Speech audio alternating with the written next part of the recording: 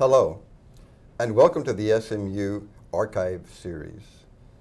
In this series, we interview members of the SMU community who can provide insight into the history of SMU, especially from the perspective of the time they spent at the university. I'm Travis Jordan, and today we have with us the Reverend Bob Cooper. Bob served as Associate Chaplain at SMU from 1965 until his retirement in 1962. And thanks, Bob, for being with us today. Let me start off by asking you, who is Bob Cooper? Briefly, where did you grow up, go to school? What did you do before you came to SMU? I was born in Crowell, Texas, out in West Texas, just out of the Panhandle. Grew up there and graduated from high school, went to Texas Tech. Then I went to Perkins for seminary training and did graduate work at Drew University in Madison, New Jersey. And all of my ministry has been spent in campus ministry or university chaplaincy.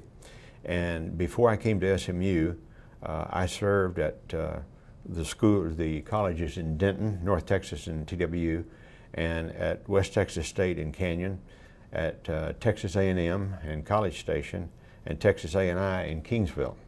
I came from A&I to SMU in 1965 and thought I'd be here a few years and move on. Well, to my surprise, I was here 27 years until I retired in 1992. Well, let's briefly touch on your family. You do have a family. So. Yes. I met my wife, Shirley, at a National Methodist Student Conference. And we have been married 49 years. We'll be 50 next year, and we're looking forward to that anniversary. We have 3 sons. Our oldest son has a PhD in astronomy and physics, and now works at the Fermi Lab just out of Chicago. He and his wife, Liz, have our only grandson, Robert, and we enjoy getting to see them from time to time. Our second son, Gary, is a resident of Dallas, was at the Dallas Peace Center for 7 years, and now is working on a PhD at the University of Texas at Dallas. Our youngest son, Burns, is married and with his wife lives in Fairbanks, Alaska, where they're both on the faculty at the University of Alaska. Burns' field is linguistics and English, and they enjoy Alaska year-round. We enjoy it in the summer. Thanks. Bob, as I was trying to figure out how we would approach your tenure here at SMU, I thought one good way we might start off would be for you to tell us some of the people that you particularly remember or who affected your life while you were here at SMU. Can you think of some of those instances for us? Because I think that's always a part of our history as we get started. Well, of course, I would mention first Chaplain Claude Evans and Will Finnan, because I worked most closely with them, 15 years with Claude and 12 years with Will. And we'll probably say more about them later. But outside of the direct relationship of the chaplain's office, there are a number of faculty and staff and students who have been very significant in my life. I think first of all of Willis Tate and Johnny Marie Grimes. Willis Tate was president when I came and was a significant factor in the life of this university. And Johnny Marie was his, I don't remember the exact title, but she was the #1 assistant to him and helped him in so many ways. They both had a very sincere interest in education and in the church, and helped to see how the church and the university can be related. And then Marshall Terry was the first person out of the chaplain's office that I met when I came here, and he was vice president for public affairs or something like that at that time, and of course his field is English, but he's done a lot of things for the university over the years. And several of the members of the faculty at the School of Theology were very important to me in helping with the ministry that we had through the office of the chaplain. I think in particular of Schubert Ogden and John Deschner, Howard Grimes, and Neil McFarland. There are others, of course, and one danger you have when you begin to name names is right. you leave out Yeah. some of the people who are very significant. Some of the students that were a part of our ministry over the years, I'm still in touch with some of those from 1965, and they worked in a variety of ways out over the university as a whole. And I guess it's hard to name people who have been so much help, but I also would want to mention David McHam in the journalism department, who was very helpful in a number of different ways. But students that I think of include Sabina Varani and Dale McEwen, who is a social worker, and Francis and Elliot Graves, who are in Alaska now. But that's probably enough. There are many that I still am in touch with. What has been the nature of your job as associate chaplain over the years? My primary responsibility was, first of all, to work with United Methodist students. But at the time I came, there was a joint ministry with Disciples and Presbyterian as well as United Methodist. And so that was a part of the initial job description.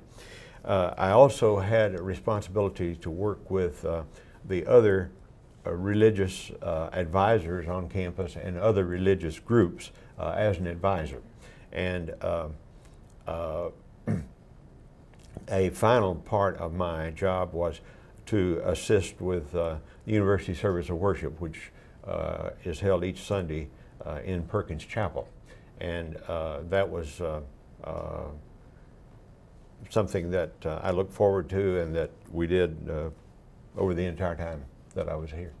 But it's important for me to mention that the office of the chaplain is defined as minister to the university.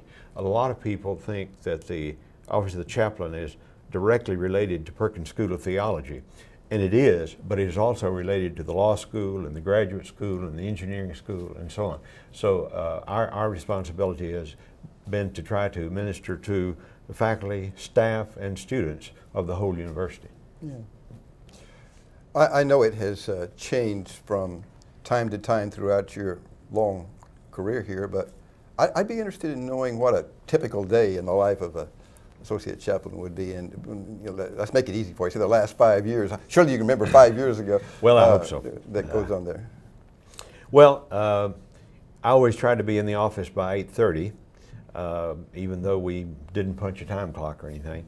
And a typical day would include meeting with the staff of the office of the chaplain, trying to look at what we had ahead for that day and for the week, and to make some plans for the service of worship the next Sunday. And there would be scheduled appointments with students for counseling, though Claude did a lot more counseling than I ever did. But then one of my responsibilities was to publish a little newsletter called Perspective, and we had a committee of students to help with that. It was a one-page commentary on religion and ethics, and was the only publication that I know of that was distributed across the university and dealt with current topics and tried to relate them to religion and ethics.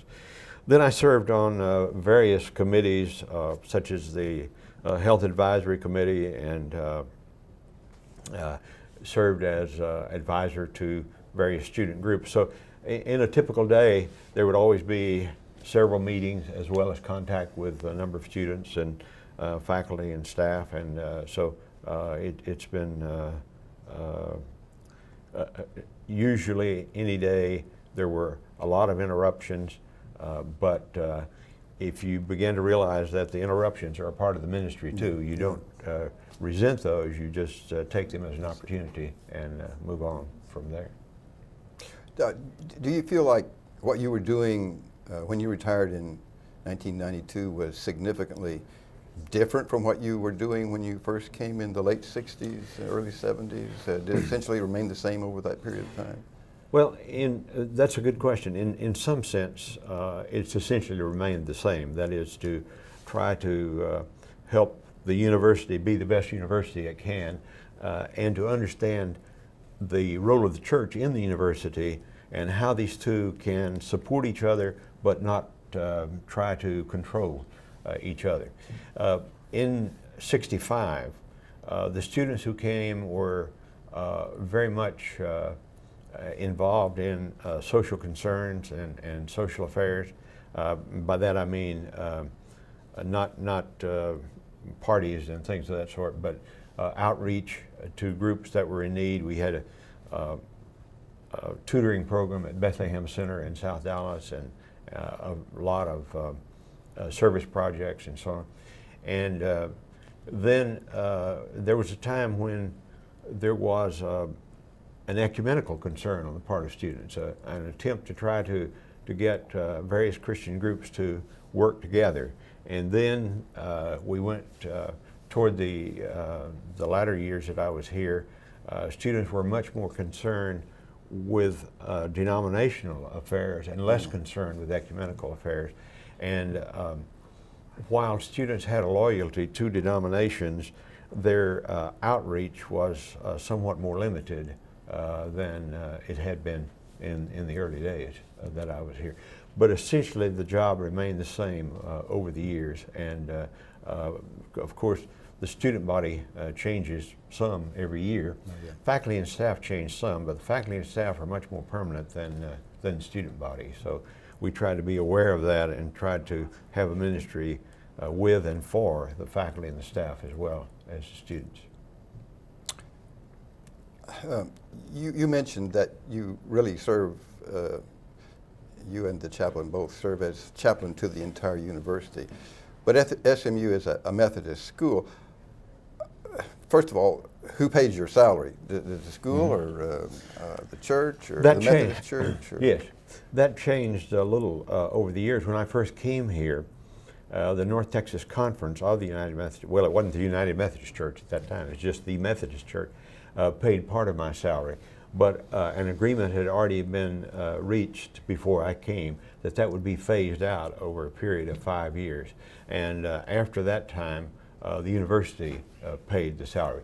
I was a special appointment from the bishop of the United Methodist Church to SMU. But SMU had the responsibility for my salary, even though I was serving under the appointment of the bishop. How Methodist is SMU? Is it predominantly a Methodist student body? No, it has, in the 27 years that I was here, it has never been predominantly Methodist in the sense of the identification of the students.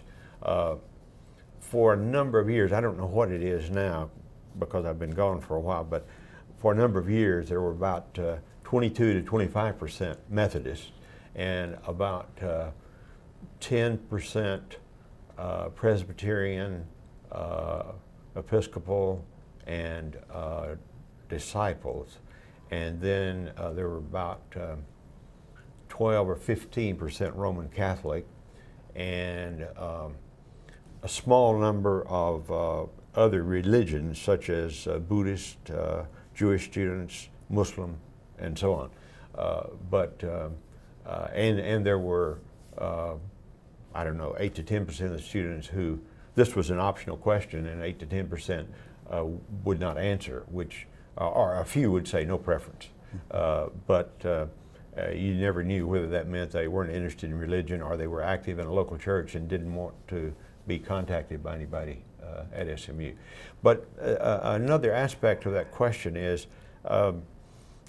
the Methodist Church, now the United Methodist Church, I'm very pleased that the church has always given the schools and colleges under its jurisdiction as much freedom as possible. And the responsibility of the Board of Trustees, the faculty and staff and students has been pretty much a local affair. There is a university senate that has some advisory capacity for the university, but the control is really vested locally, and the university is aware of its Methodist heritage. The Board of Trustees has to be approved by the South Central jurisdiction of the church, but even on the Board of Trustees, there are a lot of people who are not United Methodists who are there. And I would say that the relationship between SMU and the Methodist Church has been very beneficial for both the church and the university. There are times that I wouldn't like to specify that I think the church has used the relationship to the church to its own advantage, and there are other times when it's been a proud part of the heritage of the Methodist Church. And so I think it's a little bit mixed, but all in all, I'm proud that the church is so closely related to the university. Now, did the chaplain's office and did you particularly work with other religions and other groups on campus, or was that left to? No, that was our responsibility. And I had the particular responsibility to, one of my titles was Coordinator of Religious Activities. And that meant that I met with representatives from all of the groups once a month, and we had a constitution and bylaws. For example, visitation in dormitories. This was something that we talked about. No religious representative was free to go into the dormitory and visit from room to room. We felt that was their house, their domicile, and to be invited was one thing, but to visit from door to door, whether it was a proselyting mission or whatever, that was forbidden. One interesting aspect to me of the religious activities responsibility, we always operated on the assumption that all religious groups were welcome at SMU as long as they respected the rights of all of the other religious groups at SMU. And we put this into effect by requiring that, first of all, they read the Constitution and bylaws of the Campus Ministry Council, and secondly, that they had to have a representative attend the Campus Ministry Council meeting each month. Now, several times some of the so-called fringe groups would approach us about organizing a group on campus, and we would give them the procedure that they had to follow and explain to them that they had to meet each month with representatives from all of the groups on campus. And of course we did have new groups come from time to time, but we also had groups that, and this is my interpretation, I felt that they did not want their representatives to be exposed to people of other ideas. I felt that they thought that that kind of exposure could lead that representative to question whether or not their particular approach to truth was as absolute as they had been led to believe. In any case, we did have several groups that made initial application but never followed through on it after it was clear that they would have to meet with all of the groups on campus on a regular basis. As an associate chaplain, you served under basically just two chaplains.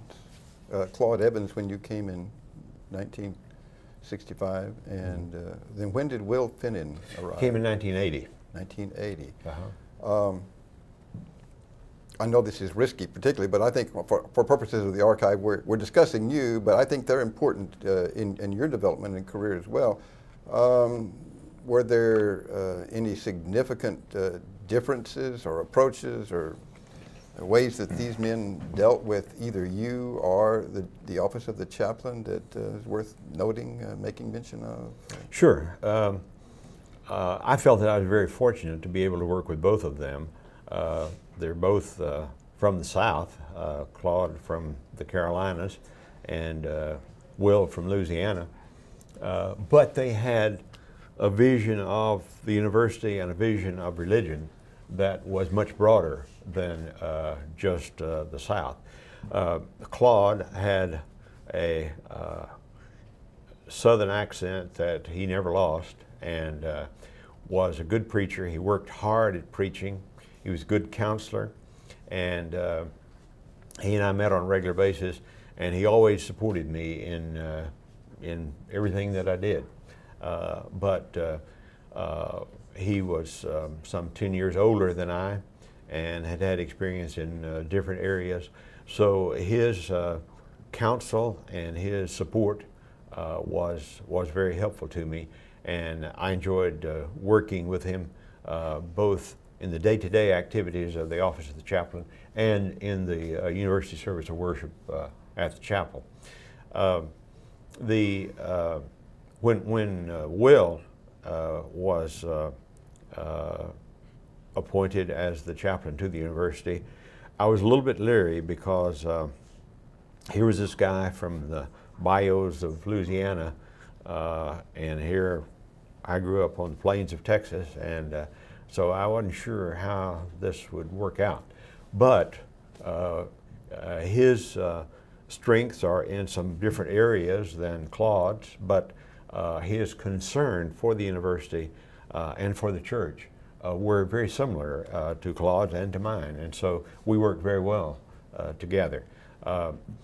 Will probably more on a more regular basis visited more widely with faculty and staff than Claude did, but Claude probably had a broader counseling ministry than Will did. I think both of them are good counselors.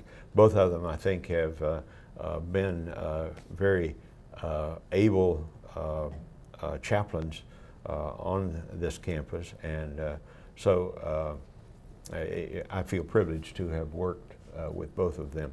Let me say a word about attendance at chapel, because that's always something that's a bit sticky. In the 60s, every Sunday for the University Service of Worship, the chapel would be overflowing. That was partly because Claude was a good preacher, but it was also partly because of those particular times. And over the years, that has changed, and Will's a good preacher too. He probably does not work at it as diligently as Claude did, but the change in attendance, there's a much smaller group attending chapel now, and I think that that's more the change in the nature of the student body rather than any change in the chaplaincy. I think that's just generally less attendance at church on the part of students today in general. At least on their part, where there is a chapel that is viewed as interdenominational, there is more identity, I think, with local churches and denominational identity than there was back in the 60s and 70s. Now, this is a question that normally you'd expect fluff from, but I know you better than that. I'm going to ask you a question about the attention and basically the respect that students have for the office of the chaplain. Is this something that most students are aware of and participate in, or some students, or only a few students? In the terms of a student's life at SMU, where is the work of the chaplaincy in their academic life? Well, I think most students are aware that there is an office of the chaplain. In all candor, I would have to say that a significant portion of the student body comes and is here 4 years and leaves and may never have visited the office of the chaplain, may never have been to the University Service of Worship. But I think most of them are aware of our office, and sometimes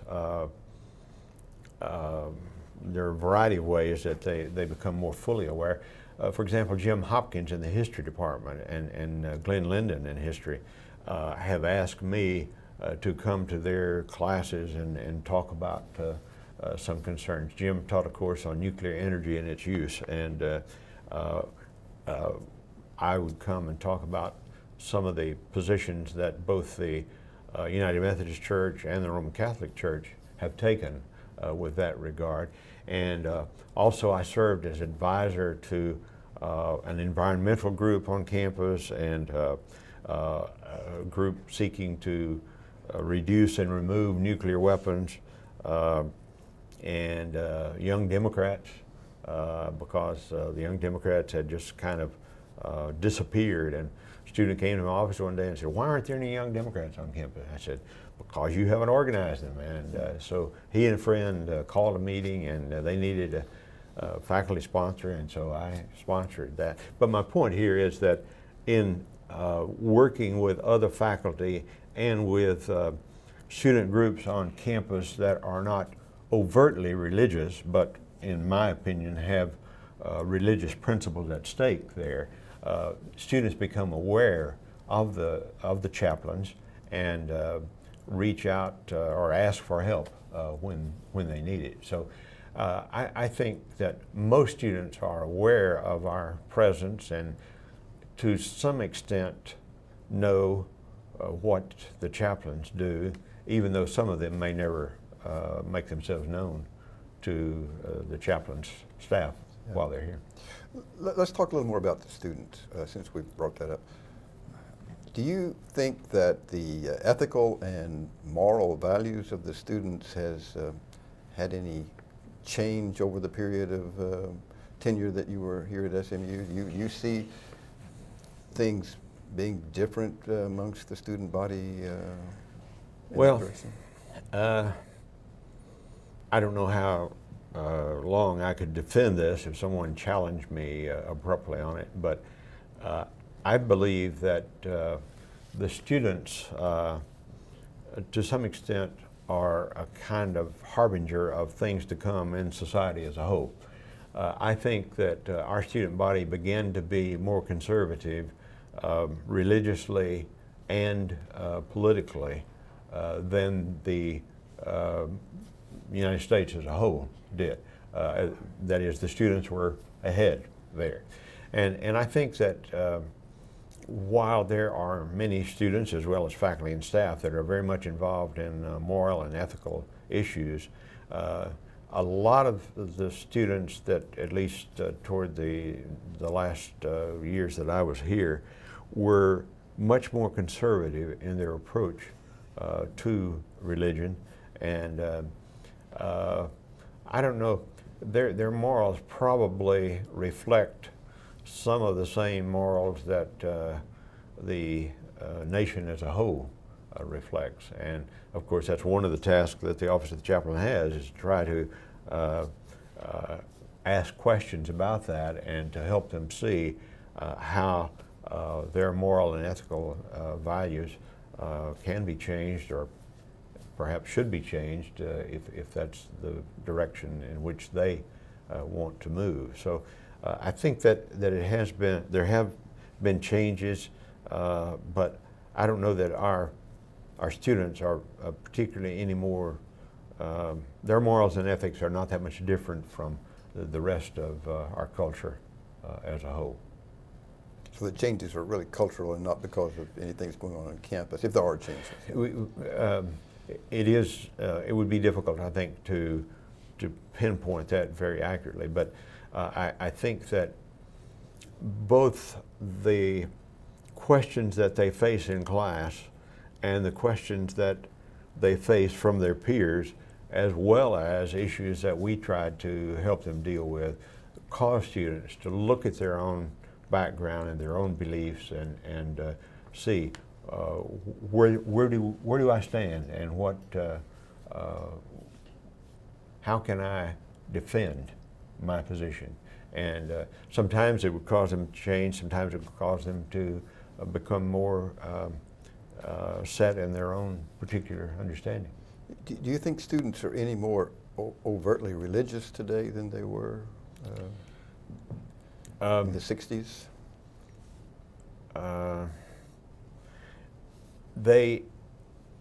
That's a difficult question, because what you mean by religion is the key to the Right. question there, and That's why I'm saying overtly, Yes. Yes. in the I institutionally religious. Yes, I think they are.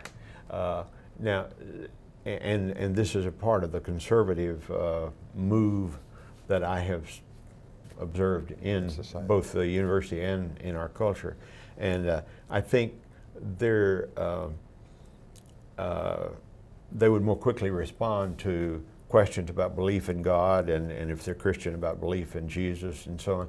But when you begin to ask more penetrating questions about what does it mean to be a Christian today, or what does it mean to say that you believe in God, and these questions are sometimes more difficult.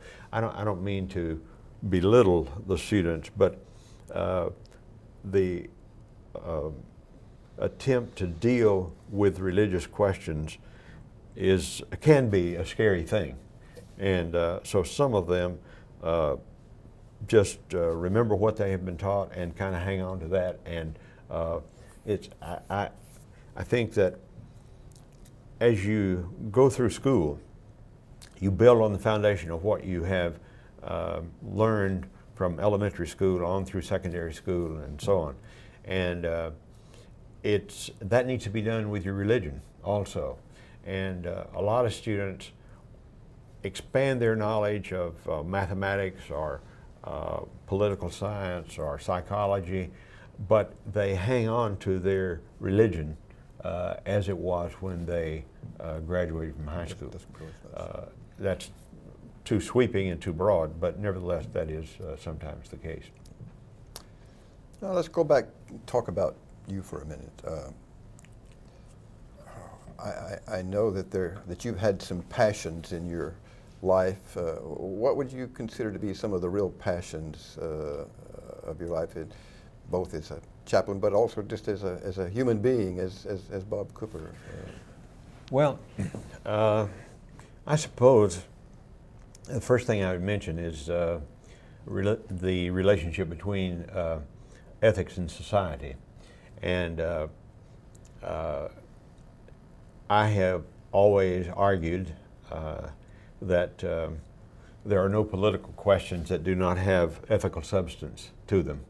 And therefore, for the Christian or a person of any other religion, not to be involved in political affairs means that someone else is making the decision about how those religious questions will be played out in the political structures of our nation. So I've been involved in politics myself, and have tried to help students see how it is important to be involved in political questions. I would like to say that, I would want to emphasize that I have never said that God has told me how you must think politically, but rather that the responsibility of a person in a faith community, whether it's Christian or Jewish or Muslim or what, is to see how does this faith relate to the culture in which it finds itself, and what can it do to make that culture more ethically and morally accountable according to the precepts and examples of the religion that I represent. So that's been one of the things that Did politics ever give you any grief as chaplain? Were you ever accused of being? No. Oh, yeah. There were all kinds of accusations from time to time, but Dr. Tate was always very clear that the faculty and staff had freedom to, as long as we didn't say we were speaking for the university, we had freedom to say whatever we wanted to. And so, we were involved in sit-ins and anti-Vietnam protest, and Claude and I formed the Clergy Consultation on Problem Pregnancy, which got us both some grief and a little bit of scare, because there was a time when Claude was sure that our telephone line was tapped and that the police were listening to what we said, because this was before abortion was legal in the United States, or before it was legal all over the United States. There were certain states where it was legal. But the good thing is that Dr. Tate knew what we were doing. He didn't say he approved it, but he certainly didn't make any step to tell us to stop. And so that was a bit of a problem. One of the first difficult things I did on campus was after Martin Luther King Jr. Was assassinated, we put together a memorial service, and Joe Quillian, who was dean of the School of Theology at the time, was the speaker. And not everybody was a supporter of Dr. King, and so that was a little tricky, but it went very well, and Dr. Quillian did a good job in the memorial service. And so there have been times when the interaction between campus events and off-campus events has been difficult. But the university has always stood firm in our right to express ourselves. Anything other than politics been really passionate in your life then? I mean, extracurricular to your work here as passionate chaplain. Well, I would like to mention environmental concerns, because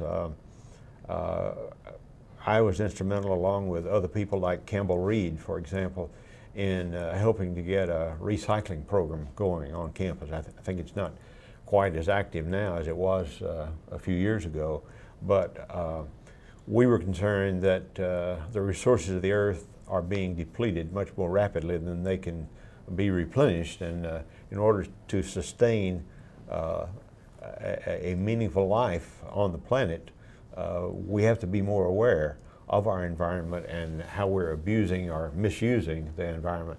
So there was an environmental group on campus, and we worked closely with them on that, and it's still a concern. Dallas is very much behind as far as environmental concerns, but they're beginning to make a move there. Extracurricular things, Ted Smith, who was another significant faculty member in my life, taught in the sociology department, and he organized a book club 22 years ago now, and there are 8 of us who have been in that book club for 22 years. We read a book a month, and that's a lot of books in 22 years. And so we read all kinds of books, and that's been very helpful. And then started playing tennis with Claude and Sandy Steinbach, who was director of the mental health service here for 8 years, and Will Bailey, who was pastor at Castle View United Methodist Church. And 3 of us, Will and Sandy and I, still play after some 20 years together there. So that's been very significant. For a while, I was very much a supporter of SMU football and basketball, and Shirley and the boys and I, especially the boys and I, attended just about all the football games and basketball games, and then there came a time when I decided that the expense of football and some of the factors that seemed to be inherent in football made it counterproductive, especially to compete on a nationwide level. And I argued that when we got the death penalty, we should see that as a good sign and get out of major football. But the trustees and the alumni and the president didn't, this was after Willie State, didn't agree on that, and so we still have football and a new football stadium to go with it. So. Yep, marches on. You've already mentioned one instance, but was there any instance that stands out in your career that was particularly difficult for whatever reason as you served at SMU? Well, yeah, there was. I mentioned that the United Methodist Church paid part of my salary when I first came here, and I suppose it was 10 or 12 years after that, after SMU was responsible for the total of my salary. There was a budget crunch, as anybody who's been around the university for very long knows that budget crunches come and go. And it looked for a while as if the position of associate chaplain might be victim of the budget crunch.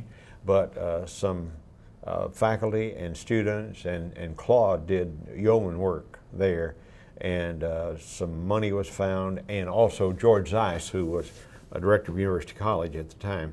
I became a part-time advisor and teacher as well as associate chaplain, and so the money from those sources enabled me to stay.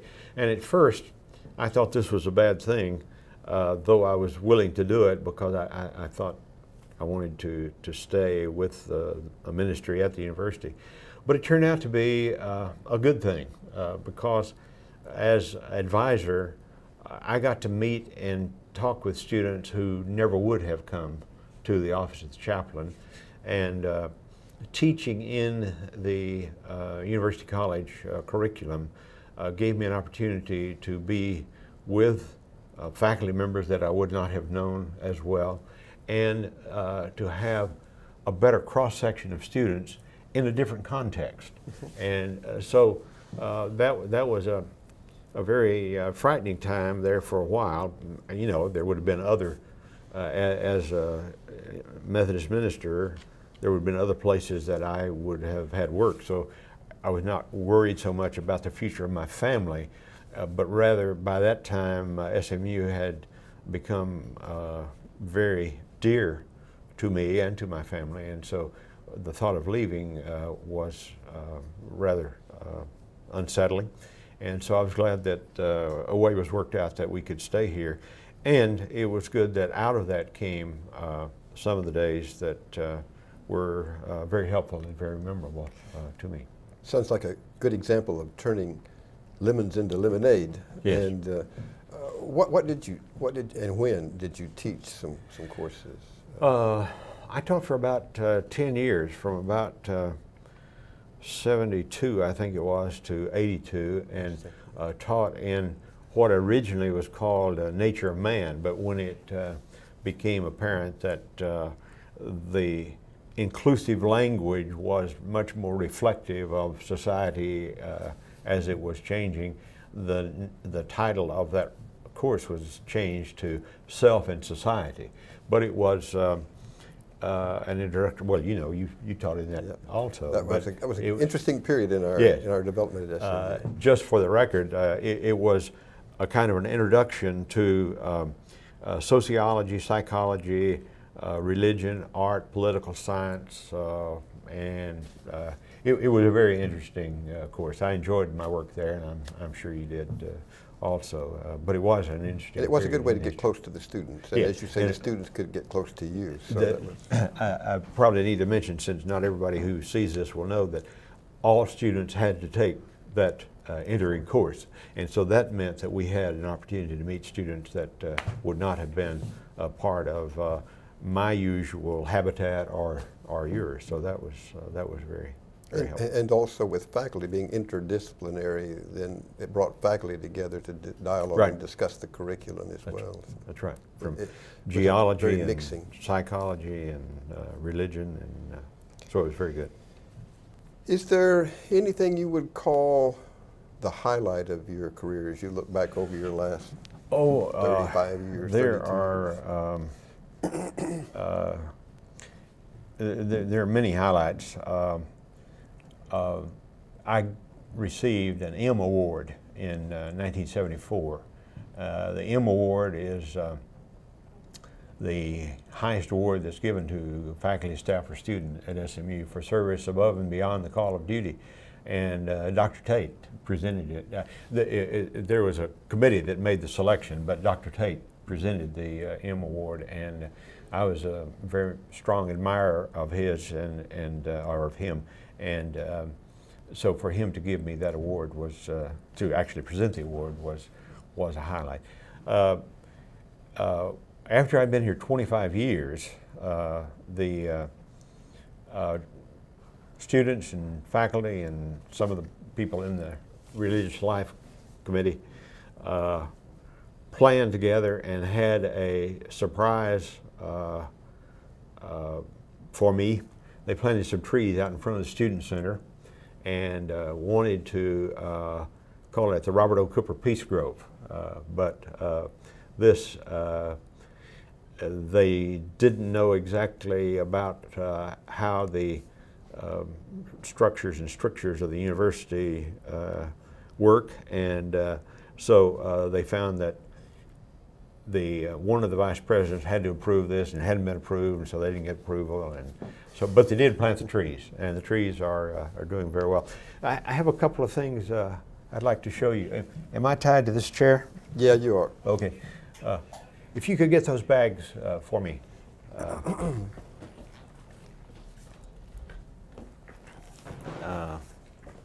Let's see.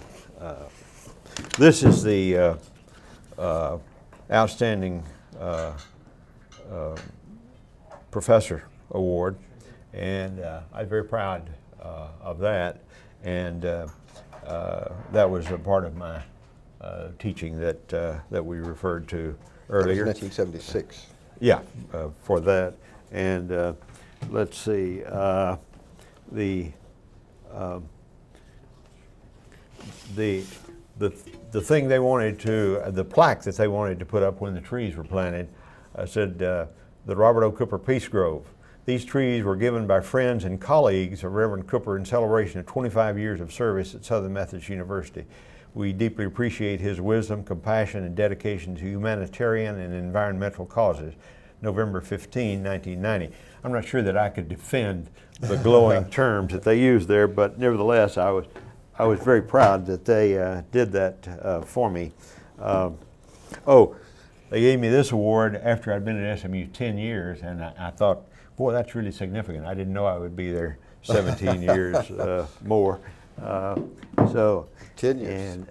And 1 year I got to go to England to be acting chaplain at Westminster College at Oxford, and this is a little memento of that. And Will was very helpful in making that, Will Finnan was very helpful in making that possible.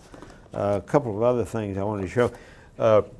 They didn't get the plaque put on the Robert O. Cooper Peace Grove, but they did get a bench out near the trees in front of the Student Center, and they put a brass plaque on there that said, Robert O. Cooper, Associate Chaplain, 1965-1992, Caring Pastor, Joyful Prophet. And I was very flattered by that also. A couple of years after that, I was in a bookstore up in Snyder Plaza, and I gave my name and asked for a book they were holding for me. And a student 3 or 4 feet away turned and looked and says, "Are you Robert Cooper?" And I said, "Yes, I am." And he said, "I've sat on your bench, but I thought you were dead." and I realized that if you don't know the circumstances, So that's not the plaque. You didn't rip the plaque off the bench. This is just a copy. No, yeah, this is just a copy. It's a brass plaque that's on the bench there. But I told him, "No, I'm not dead." So, but he said he was honored to meet me, and I was honored by that.